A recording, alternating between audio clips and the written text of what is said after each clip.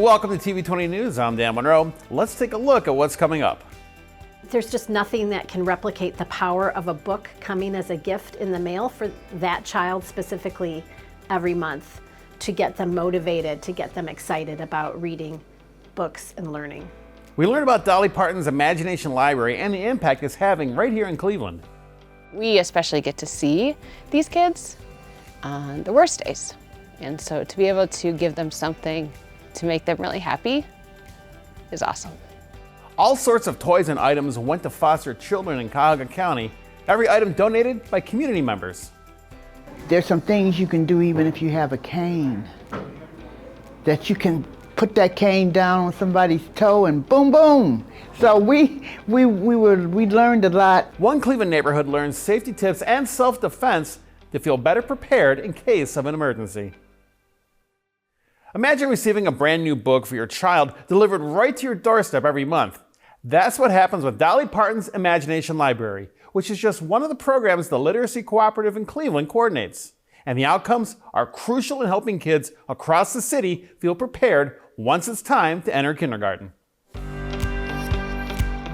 Dolly Parton likes to say you can never get enough books into the hands of enough children. Well, actually, the research supports that. It's really true. At the Literacy Cooperative in Cleveland, what are solutions we can bring to address the challenges of low literacy in our community? Their mission is straightforward. From birth, we want families reading to children to promote their children's brain and language development and their kindergarten readiness. But more important than that, to foster a love of books, reading, and learning. One of the ways they work to accomplish that is through Dolly Parton's Imagination Library. Dolly Parton created this program 30 years ago. It's only been countywide in Cuyahoga County since January of 2020. And it mails a free, high-quality book to children every month from the time they're enrolled until they turn 5. And they say the impact is significant. The number of books in a child's home is more important than the parent's education level or the family's income when in predicting a child's success in school and life. In fact, an Ohio State University study revealed that children who are read to 5 times daily hear about 1.4 million more words by age 5 than those who are never read to. We know that the critical window of opportunity for language development in the brain is the first 12 to 24 months of life. Families can sign up for the Imagination Library in the hospital when a child is born. The first book every child gets is The Little Engine That Could. Dolly selected this because of the message of, persistence and trying. Each of the paper books even contain tips from the Library of Congress specific to that book. It's addressed to the child and the parent, and then it's shrink wrapped. So when it comes in the mail, it's they know it's a book. The month they turn 5, they graduate out of the program and they all get this book, Look Out Kindergarten, Here I Come. Children in Ohio can also sign up for a fully bilingual English and Spanish collection. There's just nothing that can replicate the power of a book coming as a gift in the mail for that child specifically every month, to get them motivated, to get them excited about reading books and learning. The Literacy Cooperative says the best way you can help their mission is by spreading the word to other families. You can learn more about their work or about Imagination Library at literacycooperative.org. Children at Denison Elementary School got to pick out a reading buddy to help make sure they continue reading over winter break. Kids chose a stuffed animal, named it, got a certificate, and over winter break, we'll keep a reading log too. 1, 2, 3, read! So it's a really fun way to make sure our kiddos in pre-K through 3rd grade read on their free time for fun and have much more opportunities to explore good books. When you come back to school on January 5th, you turn in your reading log and you get another prize. The books are coming from the kids' book bank, and the stuffed animals are coming from friends, family, and community members in Avon. The program is for pre-K through 3rd graders and takes place at several Cleveland metropolitan schools. Some very special presents were given out to some children in Cuyahoga County. All these toys and items, donated by community members and local organizations, were given to children in foster care through Cuyahoga County Children and Family Services. Their caregivers registered, told us what they wanted, gave us all the information, and we've been able to give that to donors who went out and bought specifically for those kids, or who through our wish list on Target and Amazon sent stuff to us for them. We especially get to see these kids on the worst days. And so to be able to give them something to make them really happy is awesome. I hope that they know that they are cared for and loved by people that have never even met them. And I think that's what this shows, is that because we don't buy any of this, you know, the county doesn't. We rely on the generosity of our community. And you see this room, you know that it is people have given tens of thousands of dollars worth of things. Any toys or items left over are given to caseworkers to distribute to children who may have missed the registration deadline or who are not in foster care but are still involved with the agency. I was in a wheelchair at one time, and I took some classes with Mr. Otis on how to defend myself in the wheelchair, and it was very helpful. Coming up next, knowledge is safety. We visit a learning session on self-defense.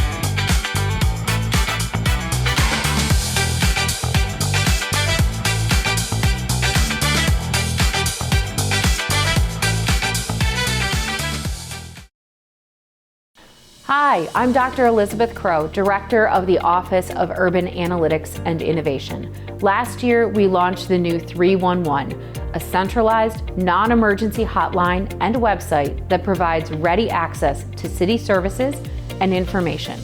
Whether you live here, work here, or are just visiting, our goal is to make it easier for you to report non-emergency issues, either online or by phone. Think of us as the front door for your city services. See a pothole that needs to be fixed? Need a trash container? Discover a street light that needs to be replaced? You can call 311 or visit us online at clevelandohio.gov/311, and we will make sure your request gets to the right department. If you submit your request online, you can create an account and track the status of your request. This is your city, and with 311, you can help make Cleveland better for all of us.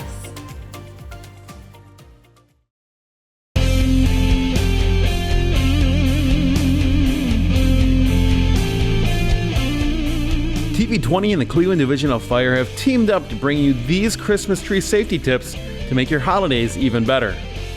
Watch out for electrical issues by inspecting lights and extension cords for wear and damage, and never run them under carpets or across doorways. Unplug your tree before you go to bed at night or before you leave the house. Keep your tree 3 feet away from ignition sources such as space heaters, fireplaces, or candles. Never place a lit candle on your Christmas tree. And keep your tree watered every day. On behalf of TV20 and the Cleveland Division of Fire, we want to wish you a very Merry Christmas and Happy Holidays.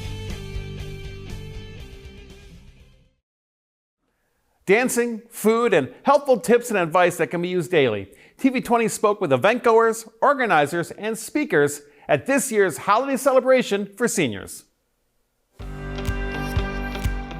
We have games, presentations by area vendors, lunch, social gathering, line dancing, trivia. Just a good time for individuals to come out and celebrate the end of the year holiday. There was plenty of fun to choose from at Camp George Forbes for the annual holiday event for Cleveland seniors, organized by the city's aging department. This has always been a very special place to come to, It gives us seniors something to do and to look forward to. Vivian Freeman was just one of many attendees. She told us she's thankful for gatherings like this one that showcases information helpful to Cleveland's older adults while also providing a space to socialize. We need some activities to go to because sometimes we are left out.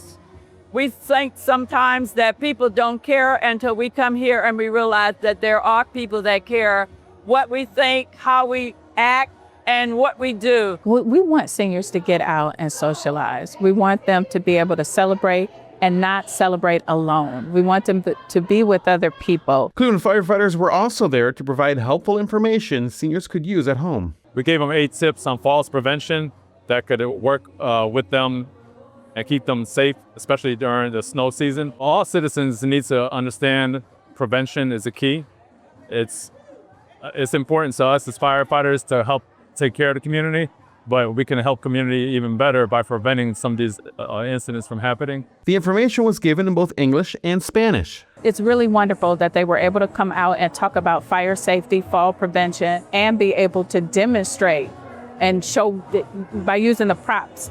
You know, it gives the seniors hands-on information to be able to know exactly what to do in the event of a fire or in the event of a fall. The atmosphere is pleasant, the help is very pleasant, and we've learned an awful lot of information that we did not know before we came. From the Department of Aging to you, happy holidays. From the Cleveland Division of Fire, happy holidays.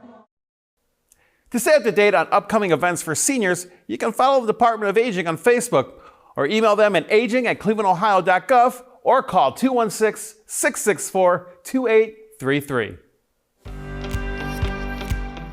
Community members learned important tips at a Safety for Women event. 4th District Neighborhood Police Officer Jones offered advice. Some self-defense was also taught. I teach self-defense at Fairhill and I also give private lessons as well too. I've been in the martial arts for quite a while. Knowing that I'm giving them a reason to live more and enjoy their quality of life, knowing that they can have more confidence in going out in everyday life, whether they're in their teens, 20s, or I was in a wheelchair at one time, and I took some classes with Mr. Otis on how to defend myself in the wheelchair, and it was very helpful. There's some things you can do even if you have a cane, that you can put that cane down on somebody's toe and boom, boom. So we learned a lot. The free event took place at a Fairhill Partners location and was organized in part by Buckeye's Healthy Eating and Active Living Group. Rocket Arena team members helped distribute food during a food distribution event in Ohio City. It happened at the May Dugan Center in partnership with the Greater Cleveland Food Bank.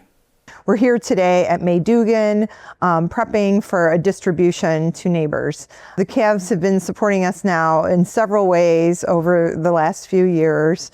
They help support with, food, truck, and we're able to make sure that we get the food out to the community, to those who need it most. The need really does remain high right now, and so we want to make sure everyone who needs food gets the food they need, especially during the holidays. You can volunteer your time this holiday season. Visit maydugancenter.org/volunteer or greaterclevelandfoodbank.org/give-help. Both centers are always looking for people to volunteer, whether it's packing food, making deliveries, or even tutoring. The Vacant and Abandoned Property Action Council celebrated its 20th anniversary.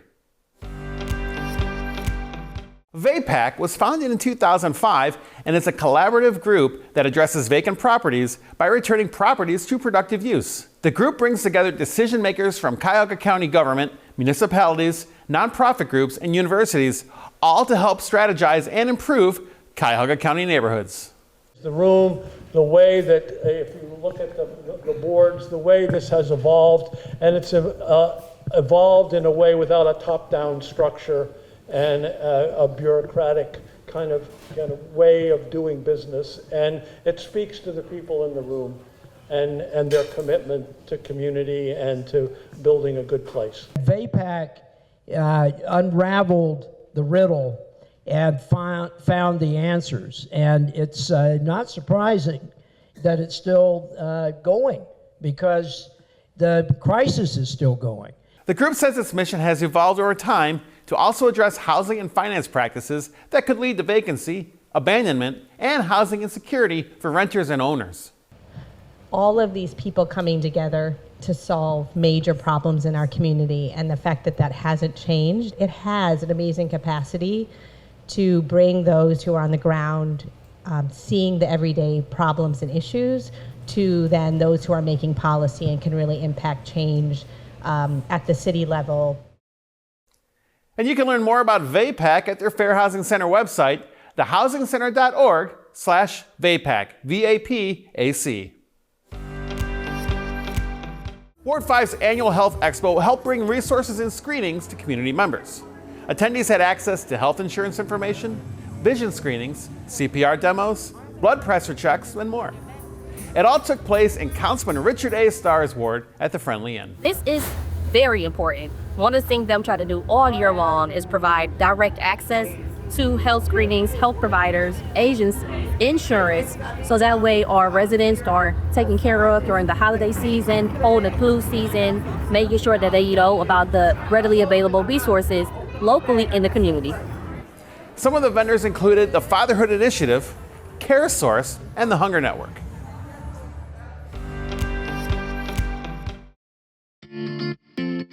Greetings, I'm TV20's Cornell Calhoun III, award-winning playwright, producer, filmmaker, and proud son of Cleveland, Ohio. I am the host of Conversations with Cal and Creative Focus that celebrate the city's incredible art scene. The voices, the vision, the vibrant stories that shape who we are. From local heroes to rising stars, we're telling Cleveland's story. Bold, brilliant, and beautifully created. So join me on TV20 for Conversations with Cal and Creative Focus, because our city is full of talent and it's time to shine a light on it. Did you know that in the city of Cleveland, you can text 911 and the message goes directly to our communications center? Our dispatch staff will communicate with you via their keyboard, asking the same questions necessary to dispatch police, fire, or EMS emergency services. Keep this in mind if you are in the city and making an emergency phone call that might be a challenge.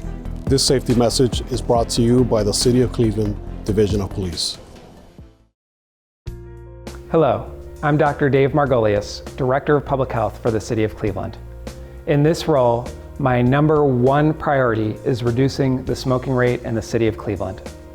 Unfortunately, Cleveland's smoking rate is 35%, the highest in the nation, and smoking remains the leading preventable cause of death, disability, and disease in our country.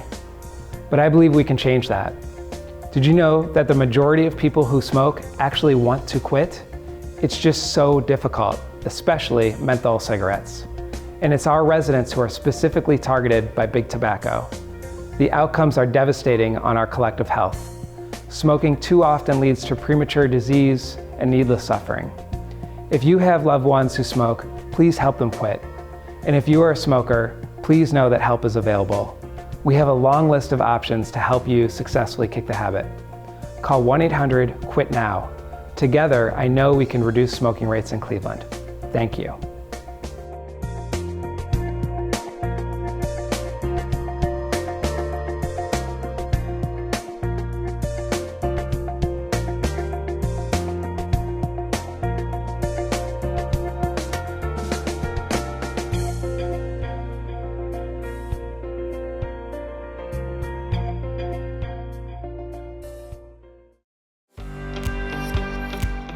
Well, the holidays are here, and that means spending money on gifts for friends and family, but how can you do that without going overboard on your checking account or raising your balances in your credit card or finding the best deals? Joining me now is Dr. Jonathan Ernest, Assistant Professor of Economics at Case Western's Weatherhead School of Management. Dr. Ernest, thank you for joining me today. Thank you so much for having me. It's a tough time right now. It seems like things are getting more and more expensive. So what should people know to kind of rein in those impulses, those gift buying, and trying to find the best deals? Yeah, so you're right. Over the last few years, we've seen a lot of inflation that had started to temper some, but prices are still really high compared to what they were, say, just a few years ago. And people are facing that as they go out to, make those holiday purchases. And so really what people want to start to do is consider, first of all, always have a budget that you're planning to try to stay within.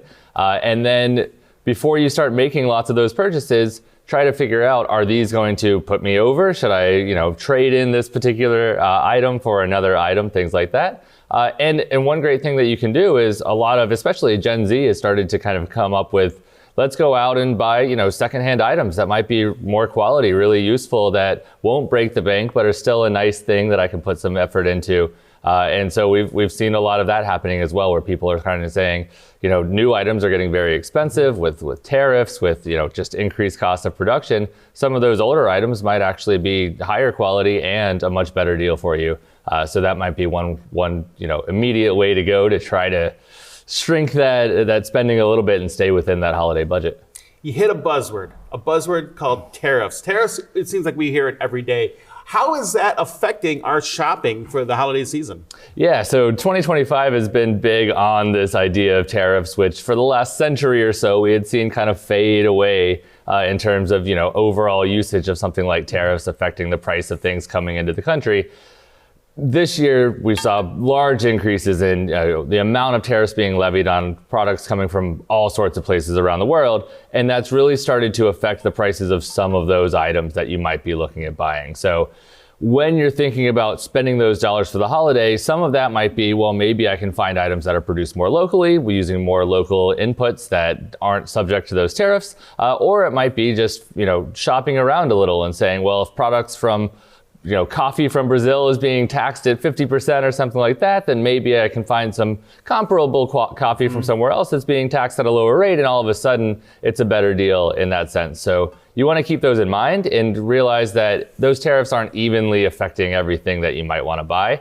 And so some things might be very similar in price or even lower than they were last year in 2024, and other things might be substantially more. And that's one of the things that you want to come back to, is that if you're saving that, order some coffee for your favorite coffee-loving friend or relative, and you're going to order it a few days before Christmas and hope it ships in time and gets there and gets to them, that you might find that price is much higher this year and puts you over that budget that you set. So you want to take a look and be sure and kind of plan ahead before you start making all those orders. Okay. One of the things I'm seeing now too, especially for things like PayPal, is payment plans for sometimes with no fees.